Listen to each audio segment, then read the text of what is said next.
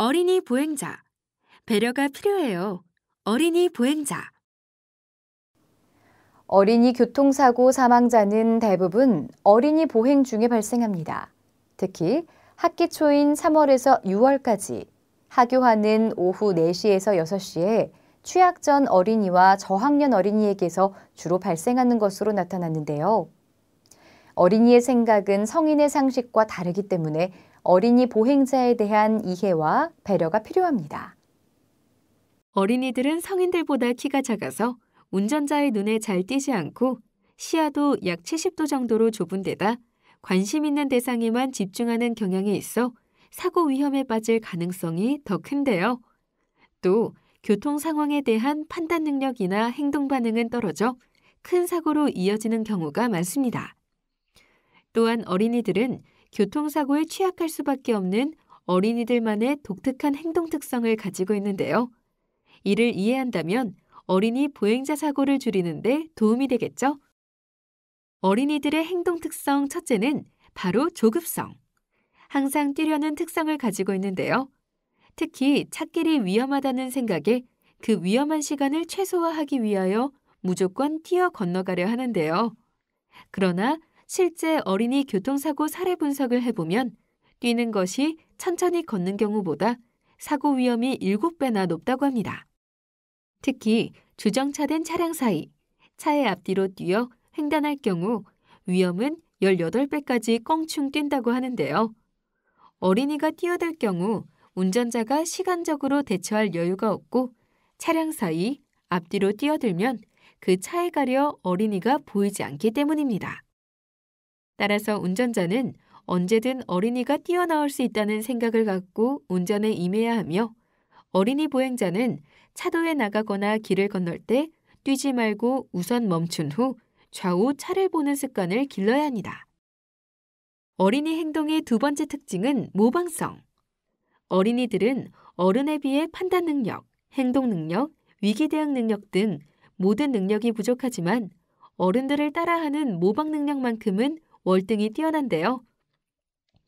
이 때문에 어른들이 무단횡단을 하면 어린이는 당연히 올바른 행동으로 생각하고 무단횡단을 따라하다가 위기 대응 능력이 없어 종종 사고로 연결됩니다. 잠깐의 편의를 위해서 어린이의 손을 잡고 무단횡단을 하는 일, 절대 없어야겠죠? 신호등이 있는 횡단보도를 건널 때는 반드시 녹색 신호에 차가 멈춘 것을 확인하고 걸어서 건너기. 신호등이 없는 도로를 횡단하기 전엔 반드시 멈추어서 차가 오는지 확인하고 건너기. 보도가 설치되어 있는 곳에서는 반드시 보도로 통행하고 보도가 설치되지 않은 이면도로에서는 길 가장자리로 통행하기 등 보호자가 먼저 보행 안전수칙을 철저히 지키는 모습을 보여주는 것이 어린이 보행 안전을 지키는 지름길이 될 겁니다. 어린이는 생각이 미숙하기 때문에 모든 것을 단순하고 자기중심적으로만 판단하는 경향이 있는데요. 녹색 보행 신호등이 켜지면 손을 들면 모든 차가 멈추어 줄 것으로 생각하고 한 번 차가 멈추어 있으면 그 차는 계속해서 멈추어 있는 것으로 생각합니다. 또한 길 건너편에서 친구나 엄마가 부르면 차가 오는 것은 생각 못하고 부르는 것만 생각하여 갑자기 차도로 뛰어들기 쉬우며 이때 당연히 모든 차는 멈추어질 것으로 생각합니다. 횡단보도를 건너다 쓰고 있던 모자가 바람에 날리면 모자를 잡아야 한다는 생각 때문에 차가 출발할 수 있다는 위험한 상황을 망각하기도 하는데요. 이런 것은 운전자의 예측을 깨는 행위라는 것을 이해시켜야 합니다. 비가 오거나 눈이 오는 날에 어린이는 평소보다 교통 상황에 대한 주의력이 떨어지고 돌발적 행동을 많이 하는데요. 비나 눈을 피하기 위해 갑자기 도로로 뛰어든다거나 또 빗소리 때문에 차가 접근해 오는 것을 알지 못하기도 합니다. 때문에 운전자는 평소보다 감속해서 운전해야 하고 어린이 보행자도 보행에 더욱 각별한 주의를 기울여야 하는데요. 먼저 어린이는 운전자의 눈에 잘 띄도록 밝은 색의 옷과 신발을 착용하고 시야 확보를 위해 투명 우산을 사용하는 것이 안전합니다.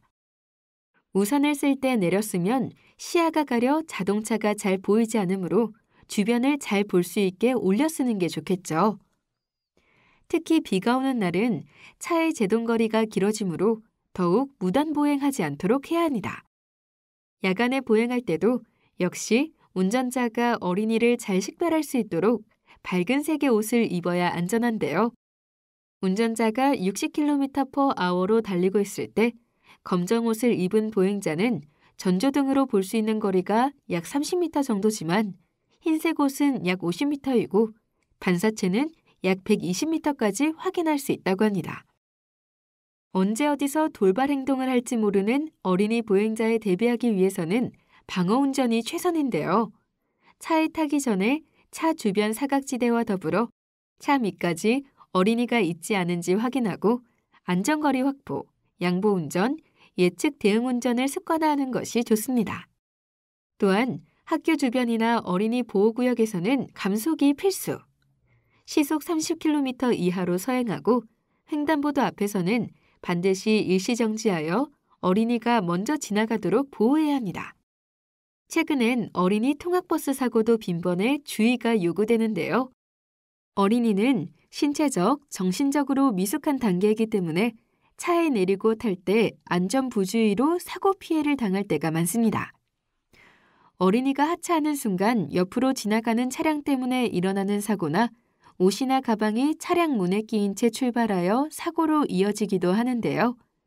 이런 사고에 대비하여 운전자는 사전 철저한 안전교육을 받아야 하고 통학버스엔 보호자가 함께 탑승하여 어린이가 안전하게 승하차를 할 수 있도록 돕고 어린이에게 각별한 안전교육도 해야 합니다.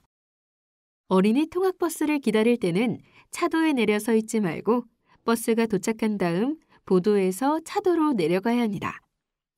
통학버스를 타고 내릴 때는 긴 치마나 끈 달린 옷이 차문에 끼어 끌려갈 수 있으므로 주의하고 차에 타면 제일 먼저 바르게 안전띠를 착용해야겠죠.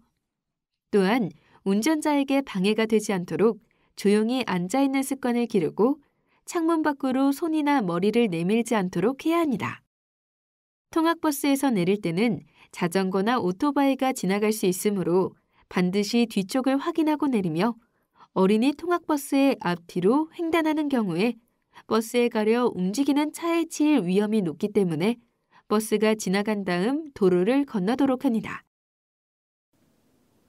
어린이의 안전, 우리 어른들이 함께 지켜줘야겠죠.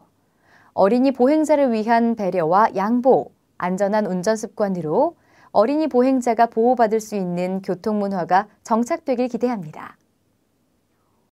어린이 보행자, 배려가 필요해요. 어린이 보행자.